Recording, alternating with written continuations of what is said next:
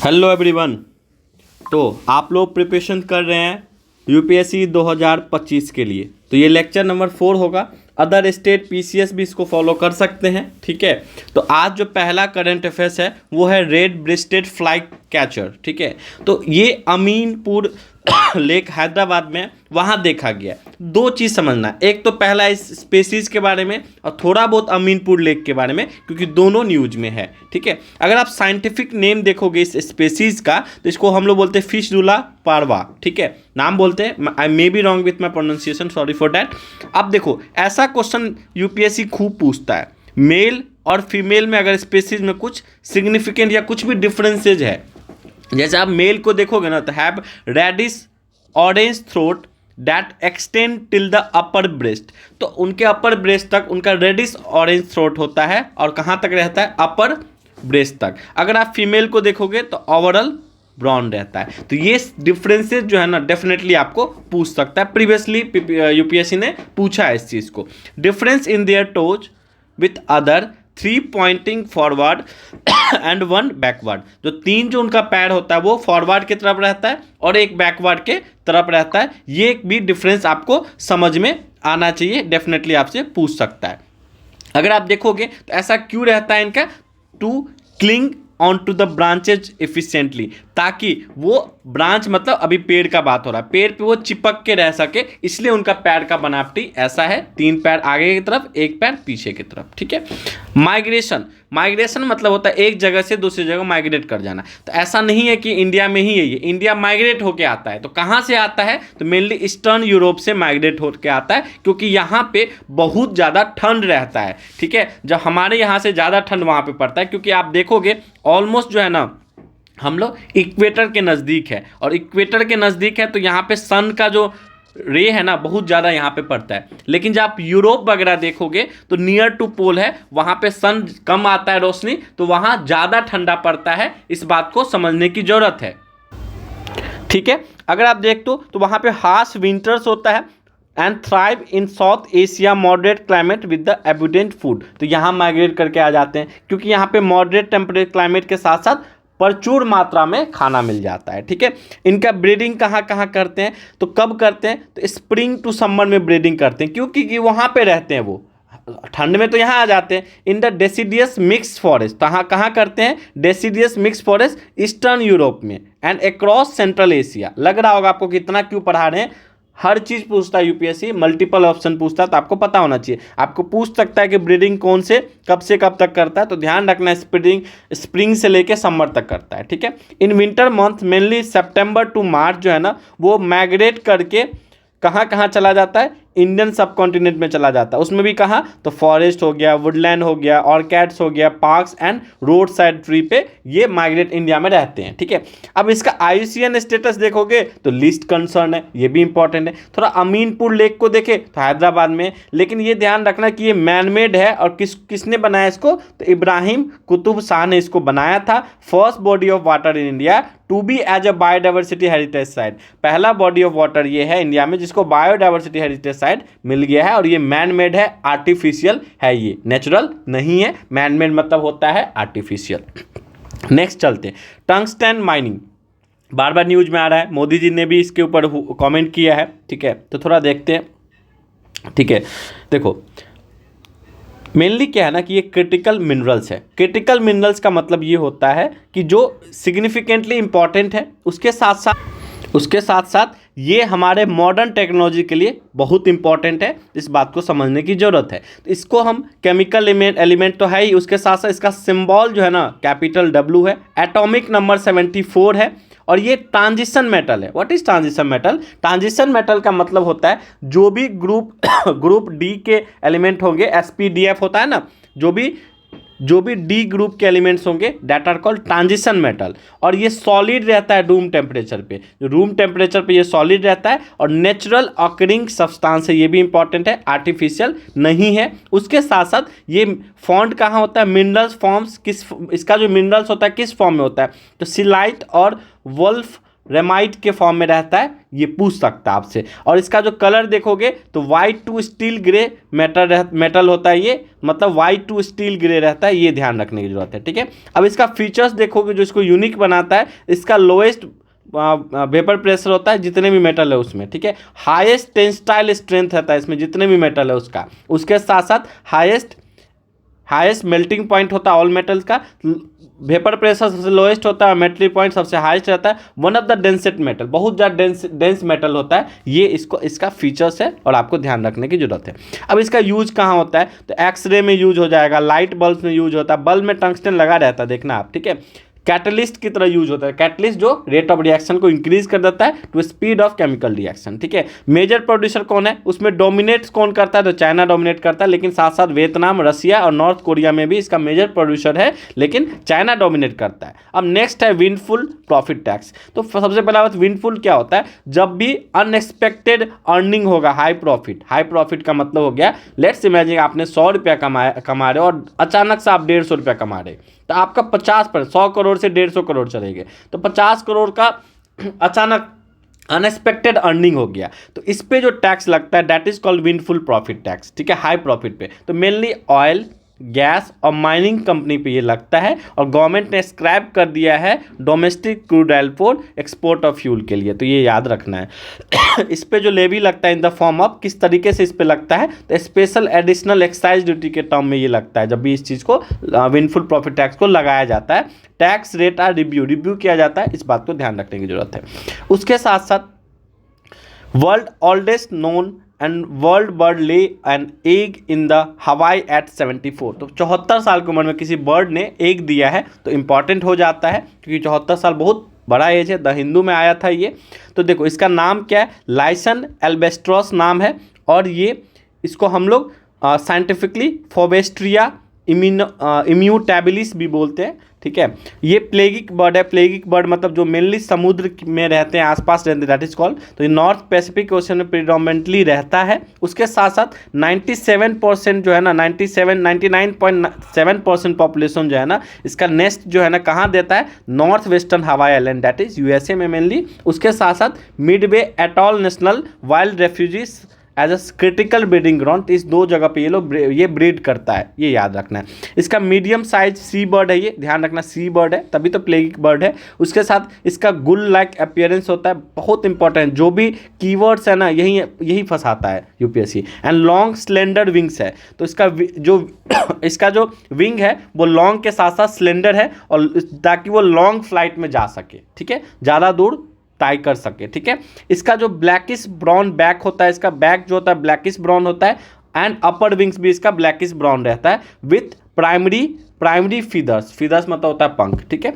Licence एल्बेस्ट्रॉस जिसका नाम है, ये मोनोगेमस है। मोनोगेमस बर्ड के लिए बहुत टफ हो जाता है। मोनोगेमस मतलब होता है जिसका एक ही सेक्सुअल पार्टनर हो, दैट इज कॉल्ड मोनोगेमस। तो ये यूनिक बनाता है इसको। Usually mate for like laying on egg each year, हर साल एग देता है। अब ये क्यों न्यूज में है, क्योंकि मेनली इसका लाइफ स्पेन 68 ईयर्स का ही होता है, लेकिन कुछ सम इंडिविजुअल लाइक विजडम जिसके बारे में हम चर्चा कर रहे हैं, ठीक है, उसका रीचिंग 74 ईयर तक एज चला गया और उसके साथ साथ उन्होंने एग दिया है, ठीक है। और अगर आप देखोगे तो इसका आईसीआर स्टेटस नियर थ्रेटेंड है। तो स्पेसिस न्यूज जो है ना, स्पेसिस कोई भी न्यूज में है, यूपीएससी का ये फेवरेट टॉपिक है, इस बात को समझने की जरूरत है। नेक्स्ट आपका है इंसुलिन रेसिस्टेंस। इंसुलिन कब लेते हैं, ब्लड शुगर लेवल को कंट्रोल करने के लिए हम लोग इंसुलिन लेते हैं। तो इंसुलिन लेते लेते रेजिस्टेट कर जाता है, और रेजिस्टेट करने के कारण क्या होता है, कुछ रिस्क फैक्टर बढ़ जाता है, किसमें, जो भी हमारे हार्ट का जो वाल्व है ना, उस पर प्रेशर वाल्व जो होता है ना ब्लॉक होना स्टार्ट हो जाता है, और उस चीज़ को हम लोग आर्टिक स्टेनोसिस बोलते हैं। ये क्यों बोलते हैं, हम इसको डिटेल में समझते हैं। होता क्या है ना कि हार्ट को हम समझते हैं, देखो बॉडी में हमने ऑक्सीजन यूज कर लिया, तो ऑक्सीजन किस में होता है, ब्लड में होता है। ये ब्लड क्या होता है ना, इधर से होते हुए राइट आर्टिकम, हार्ट के 4 चैम्बर होते हैं, तो सबसे पहले राइट आर्टिकम में ये जाता है, उसके थ्रू ये राइट वेंट्रिकल में जाता है, ट्राइकप्सिड के थ्रू। तो 2 चीज़ समझना है, ऊपर में राइट आर्ट्रियम है और लेफ्ट आर्ट्रियम है, नीचे में राइट वेंट्रिकल है और लेफ्ट वेंट्रिकल, ये हार्ट का पार्ट है, ठीक है। और राइट आर्ट्रियम से राइट वेंट्रिकल में ट्राइकप्सिड के थ्रू जाता है और लेफ्ट आर्ट्रियम से लेफ्ट वेंट्रिकल में बाइकप्सिड के थ्रू जाता है। ये पूछ सकता है आपसे एग्जाम में कि राइट आर्ट्रियम और राइट वेंट्रिकल के बीच में क्या होता है, ट्राइकप्सिड होता है। कभी भी राइट आर्ट्रियम और लेफ्ट वेंट्रिकल में नहीं ट्रांसफर, लेफ्ट आर्ट्रियम में नहीं ट्रांसफर होता है, इस बात को समझना है। ठीक है, हार्ट से रिलेटेड डिजीज है तो हार्ट भी यूपीएससी आपसे पूछ सकता है। ठीक है, अब देखो क्या हो रहा है, यहां पे जाने के बाद प्लूमरी आर्टरी के थ्रू लंग्स में जाता है। लंग्स में मेनली क्या होता है, एक्सचेंज ऑफ गैसेस होता है, मतलब हमारे ब्लड को ऑक्सीजन मिल जाता है और हमारे ब्लड से कार्बन डाइऑक्साइड के थ्रू निकल जाता है बाहर। ठीक है, उसके थ्रू क्या होता है, प्लूमरी वेन में जाता है और प्लूमरी वेन के थ्रू लेफ्ट आर्ट्रियम में जाता है, लेफ्ट आर्ट्रियम से लेफ्ट वेंट्रिकल में जाता है और यहाँ जो लगा रहता है, यहाँ पे आर्टिक वल्व लगा रहता है। इसी वल्व पे क्या होता है, बार बार इंसुलिन लेने के कारण कैल्शियम बिल्डअप हो जाता है। कैल्शियम बिल्डअप होने के कारण क्या होता है कि ये यहाँ पे डिपॉजिट होने के कारण ये जो वाल्व है ना, जिसके थ्रू ऑक्सीजन जो ऑक्सीजन रिच ब्लड जाएगा आर्टा के थ्रू बॉडी में जाएगा। ठीक है, ये पे यहाँ पे क्या हो जाता है कि यहाँ पे डिपॉजिट होने के कारण यहाँ पे प्रेशर बढ़ जाता है, हार्ट फेल्योर का चांसेस हो जाता है। इसी बात को समझना है कि यहाँ जो है ना कैल्शियम डिपॉजिट हो जाता है और मान लो इसका जो सरकमफ्रेंस एरिया है ना, वो सरकमफ्रेंस जो है वो कम होने लगता है। ठीक है, और उसके कारण क्या होता है, हार्ट पे प्रेशर पड़ता है। देखो, aortic valve keeps blood flowing from your hearts to lower left chamber, that is called left ventricle to the aorta which is main artery bring blood from the heart to the body। यही main artery है जिसके through आपके through blood कहाँ जाता है, heart से body में जाता है। ठीक है, और यहीं पे ब्लॉकेज हो जाता है। ठीक है, तो aortic stenosis occurs when the Arctic valve narrow and blood can not flow normally, normally blood नहीं फ्लो करता है तो हार्ट का फेल्योर हो जाता है। इस बात को समझना है, कैल्शियम डिपॉजिट मेनली हो जाता है, उसके कारण क्या हो जाता है, वहाँ पे नैरो हो जाता है, जो ब्रॉड होता है जिसके थ्रू ब्लड जा सकता है। मेनली होता है क्या ना, यहाँ पे आर्टिक वल्व है और यहाँ पे आर्टिक नर्व लगा हुआ, आर्टरी लगा हुआ है जो बॉडी को कनेक्ट करता है। यहीं पे अगर मान लो ये जाम हो गया तो ब्लड कहाँ जाएगा, हार्ट में ब्लड भर जाएगा और क्या होगा कि वो फेल्योर हो जाएगा। नेक्स्ट है नोट्रे डेम कैथीड्रल, एक चर्च है जो न्यूज में है, बहुत साल बाद इसको खोला गया है, पेरिस के फ्रांस के पेरिस शहर में है। तो ये आपसे पूछ सकता है, foundation stone led by pope Alexander 3 in 1163, UNESCO world heritage site में है। तो प्लेसेस एंड न्यूज भी इंपॉर्टेंट है, तो आपसे पूछ सकता है कहाँ पे है, क्या है, नहीं है, सब इससे ज़्यादा पढ़ने की जरूरत नहीं है। देखो, सैक्रेड ग्रोव्स जो होता है ना, पवित्र जो चीज़ें होता है, कभी कभी हम लोग क्या करते हैं, किसी वन को, किसी पेड़ को हम लोग क्या करते हैं कि पवित्र बोल देते हैं। ठीक है, तो उसको समझना है। ठीक है, तो अब देखो, एरिया ऑफ फॉरेस्ट और woodland that are considered sacred by sorry एक मिनट, ठीक है, by local communities often due to their spiritual, cultural and religious significance. तो हम लोग किसी वुडलैंड को या फिर पेड़ पौधा को या फिर किसी भी चीज़ को, जंगल को भी हम लोग कह देते हैं कि हमारे लिए मानता है, रिचुअली कनेक्टेड है, स्पिरिचुअली कनेक्टेड है। और हम कभी कभी उसको क्या करते हैं, मान लो खुले पैर जाते हैं, एक पूजा करते हैं। तो ऐसा क्यों करते हैं, ताकि पेड़ पौधा ना, इसके पीछे ये लॉजिक है कि पेड़ पौधा कम से कम काटा जाए। ठीक है, ट्रेडिशनली यही कारण है। तो केरला में किसी और नाम से जानते हैं हम लोग, जैसे काबू सिस्टम जानते हैं केरला में, श्री डेबॉइट काबू से नाम से जानते हैं, उसके साथ साथ कमंदन काबू के नाम से जानते हैं। तो आपसे मैच द फॉलोइंग में पूछ सकता है कहाँ पे सैक्रेड ग्रोव्स को किस नाम से जाने जाता है। ठीक है, महाराष्ट्र में दवाई बोलते हैं, Sahyadri mountains in Maharashtra are home to numerous sacred groves, ये ध्यान पे रखना है। राजस्थान में हम लोग देववन बोलते हैं। ठीक है, उसके साथ साथ क्या न्यूज में है, अब न्यूज में ये है कि यूरोपियन का जो एक वेरी लार्ज टेलीस्कोप है ना, वो उसने डिटेक्ट किया है outside of our galaxy WOS G64। आपसे पूछ सकता है कि WOS G64 क्या एक स्टार है जो हमारे गैलेक्सी के बाहर में है। मेनली कहाँ देखा गया, तो मैलेगिक क्लाउड में देखा गया, लार्ज मैलेगिक क्लाउड में देखा गया, मैसिव स्टार है ये। तो अब पहले सबसे पहला बात ये है कि ये स्टार है, ये भी पूछ सकता है, रेड सुपर जायंट स्टार है। ठीक है, ठीक है, तो ये ध्यान पे रखना है। तो जो लार्ज मैलेगिक क्लाउड है ना, वो contains numerous young star and star cluster, इसके अंदर बहुत सारे स्टार क्लस्टर वगैरह है। ये irregular Galaxy that share gases envelope. ठीक है, इरेगुलर गैलेक्सी है ये। उसके साथ साथ ये 2 इरेगुलर गैलेक्सी का इसके अंदर है, एक लार्ज है और एक स्मॉल है। ठीक है, तो ये दोनों चीज़ आपसे पूछ सकता है। ठीक है, डेफिनेटली यही पूछ देगा ये क्या है, तो एग्जाम में क्या ही समझ पाएगा WOS G64 क्या है, स्पेस है कि क्या है। ठीक है, नेक्स्ट देखो, रमप्पा सर्किट एंड सोमाशिला रिट्रीट, और इसके थ्रू साची स्कीम के थ्रू इसको अप्रूव किया गया। किसने अप्रूव किया, तो सेंट्रल गवर्नमेंट ने अप्रूव किया है अंदर स्पेशल असिस्टेंट टू स्टेट और UT for capital investment SASCI scheme to develop Ramappa region sustainable tourism circuit, तो इसके लिए डेवलप किया गया है। तो थोड़ा सा इम्पल्स ये इंपॉर्टेंट है कि रामप्पा टेम्पल क्या है, इतना ही तो नहीं पूछेगा यूपीएससी आपसे, रामप्पा टेम्पल के ऊपर ही पूछ सकता है। तो ये किसके ऊपर नेम है, तो वहाँ के चीफ स्कल्प्टर रामप्पा था, उनके नाम पे था। इसको हम रुद्रेश्वर टेम्पल से भी जानते हैं, ये भी जानने की जरूरत है। और ये काकाटिया हिंदू स्टाइल में, जैसे नागारा स्टाइल वगैरह होता है, तो ये Kakatiya style of Hindu temple है, ये ध्यान रखने की जरूरत है। Dedicated to god Shiva, god Shiva से डेडिकेटेड है, और तेलंगाना में ये लोकेटेड है, ये आपको जानने की जरूरत है। इसको कौन जो गणपति देवा थे ना, गणपति देवा काकटिया रूलर थे, इन्होंने इसको बनाया था। इनका जो गोपुरम है ना, गोपुरम जहाँ पे पूजा होता है मेनली, वो ब्रिक्स के बना हुआ है, ये इंपॉर्टेंट है। सैंडबॉक्स टेक्निक भी यूज़ किया गया और यूनेस्को वर्ल्ड हेरिटेज साइट है। ये सारे फैक्ट आपके इंपॉर्टेंट है एग्जाम पॉइंट ऑफ व्यू से। थोड़ा सा सोमाशिला देख लेते हैं, ये क्या है, तो स्मॉल विलेज है, नागर कुर्नल तेलंगाना में है, और यहाँ पे श्री लतीला सोमेश्वर स्वामी टेम्पल भी है, जो 7th सेंचुरी में बनाया गया था, डेडिकेटेड टू लॉर्ड शिवा, और ये एक इको टूरिज्म है। तो ये भी साथ ही साथ आपको ध्यान रखना है, क्योंकि दोनों को सासी स्कीम के थ्रू कनेक्ट किया गया, सो दैट कि सेंट्रल गवर्नमेंट इन्वेस्टमेंट करेगा, ठीक है। सबको पता है लोथल जो है ना, only port town of IBC, Indus valley civilisation का ओनली पोर्ट टाउन है। तो ये आपने जरूर एंशिएंट हिस्ट्री में पढ़ा होगा। तब भी देख लो कि ये वाल रीजन ऑफ ढोलका अहमदाबाद गुजरात में, ये बाल रीजन, ये अलग आपको पॉइंट मिल रहा है। उसके साथ साथ एंशिएंट सिटी है खाम्बात रीजन ऑफ गुजरात में है आसपास इसके, और इसको हम लोग माउंट ऑफ द डेड भी बोलते हैं, ये भी ध्यान पे रखना है। एक्सलेंट आर्किटेक्चर और टाउन प्लानिंग, क्यों टाउन प्लानिंग यहाँ पे अच्छा था, क्योंकि लोअर पार्ट भी था कॉमन पीपल के लिए, और अपर पार्ट भी था जिसको हम लोग ओरेक्रोपोलिस भी बोलते थे, रूलर और इंपॉर्टेंट पीपल्स के लिए थे, जो जैसे ब्यूरोक्रेट्स हो गए, रूलर हो गए, उनके लिए था, ठीक है। World oldest known artificial dock है ये, connected to an old course of Sabarmati river, उस टाइम से ही कनेक्टेड है। तो ये आपको थोड़ा बहुत जानना है, बाकी आपने एनसेट में पढ़ा ही होगा, ठीक है। अब देखो, काजाकिस्तान क्लीन अप सोवियत इरा ऑयल वेस्ट नियर कैस्पियन सी, तो दो चीज़ समझना है, काजाकिस्तान और कैस्पियन सी दोनों के बारे में समझना है। जब हम कैस्पियन सी को देखते हैं तो largest inland water body water है, इनलैंड क्योंकि इसके चारों तरफ स्टेट वगैरह है, कंट्री वगैरह है, ठीक है। तो कौन कौन से कंट्री है, तो कजाकिस्तान है, तुर्कमेनिस्तान है, ईरान है, अजरबैजान है, रसिया है। ऐसे क्वेश्चन खूब पूछता है यूपीएससी, प्रीवियसली पूछ चुका है, ब्लैक सी के आसपास कौन सा कंट्री है, ठीक है। और ये कहाँ, यूरोप और एशिया के बीच में लोकेटेड है, कुछ कंट्री एशिया के, कुछ यूरोप के, तो बीच में लोकेटेड है, आप इसको समझो। Watered by 3 major river, 3 major river इसको वाटर देता है। रिवर का नाम है वोल्गा, उडाल और टेरेक। अब इतना ही नहीं देखना है, हमको ये भी देखना है कि कजाकिस्तान के चारों तरफ कौन कौन सा कंट्री है, तो रसिया है, उसके साथ चाइना भी, ध्यान रखना, चाइना और रसिया दोनों इसको बाउंड्री शेयर करता है। किर्गिस्तान है, उज्बेकिस्तान है और तुर्कमेनिस्तान है। जो भी ऐसे तान वाले कंट्री है उसमें कन्फ्यूजन होता है, तो मेक श्योर कि आप अच्छे से याद कर रहे हो उसको, ठीक है।